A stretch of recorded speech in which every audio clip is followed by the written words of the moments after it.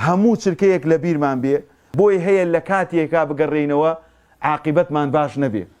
هیچ کەسێک نە بە عیلمەکەی مەغرور بێ، نە بە پێگەکەی خۆی مەغرور بێ، نە بە دەور و پشتەکەی مەغرور بێ، نە بە ئەو کارانە مەغرور بێ کە ئەیکا و خەڵکی سوپاسی لەسەر ئەکەن. پێغەمبەران عەلەیه السەلات وەسەلام یعنی جاری وا هەیە ئەگەر تۆ بەس بیرکەرەوە وەکو کۆتا خاڵم دایکە عایشە ئەفەرمێ شەوان هەڵ ئەسام دەسم ئەدا لە پێی مبارەکی پێغەمبەر صلی الله علیه وسلم وام ئەزانی وەفاتی کردووە.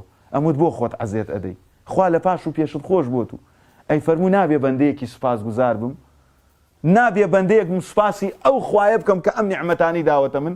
ئەلەم یەجیدکە یەتیمەن فەئاوە وەوەجەدەکە ضاڵەن فەهەدە وەوەجەدەکە عائیلەن فەئەغنە.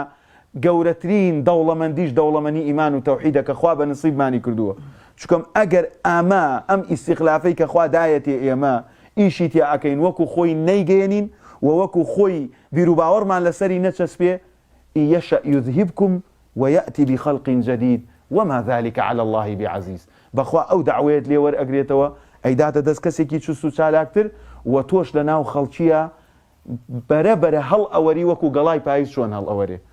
بۆیە داواکەم لە خوای پەروەردگار هەم موفقمان بکە مخلیص بین و هەم موفقمان بکە متبع بین و هەم موفقمان بکە تێبگەین ئێمە ئیسفادە بەخوا ناگەێنین. ئینەکم لەن تەبلوغوا ضەڕی فەتەضڕونی.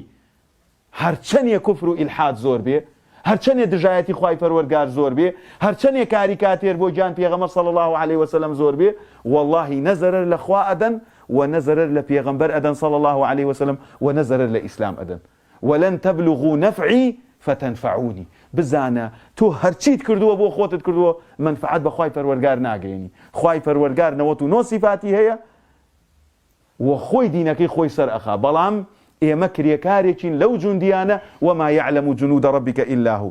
سەربازێکی ون بە بۆ ئیسلام، سەربازێکی قوت مەبە بۆ ئەوەی کەوەها حەزکەی بناسرێی، هەتاوەکو بۆ خوا سوڵحاوبی دڵنیا بە خوای پەروەردگار خۆشگوزەرانترت ئەکا، هەتاوەکو بۆ خوای پەروەردگار چەسپاوتر بی خوای پەروەردگار دامەزراوترت ئەکا و ئەپاڕێمەوە لە خوای پەروەردگار لە ڕۆژی قیامەتە لە ژێر عەرشەکەی خۆیان حەشرمان بکات و وامان لێ بکە ئێمە بە بچووکی خۆمان هەست بە گەورەی خوای پەروەردگار بکەین، هەست بەو عیزەتە بکەین کە خوای پەروەردگار داوێتی ولله العزة ولرسوله وللمؤمنين.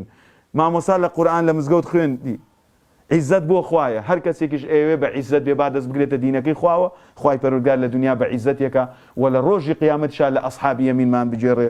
وصلی اللهم على محمد وعلى آله وصحبه أجمعين. السلام عليكم ورحمة الله وبركاته.